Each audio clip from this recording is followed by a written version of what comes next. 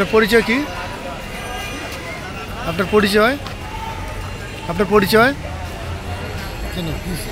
ধূমপান কেন করছেন? আপনি পরিচয় বলেন আগে। ভুল হয়ে গেছে।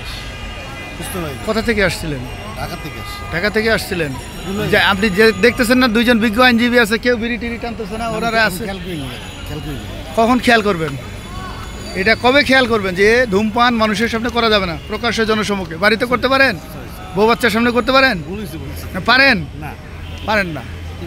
যেমন বউ বাচ্চার সন্তানের চিন্তা করেন, এই যে মানুষের, এই যে এরা মানুষ আছে, এগুলো মানুষ, এরা আমরা যারা এরা আছে, হ্যাঁ, এদের কথা চিন্তা করতে হবে না?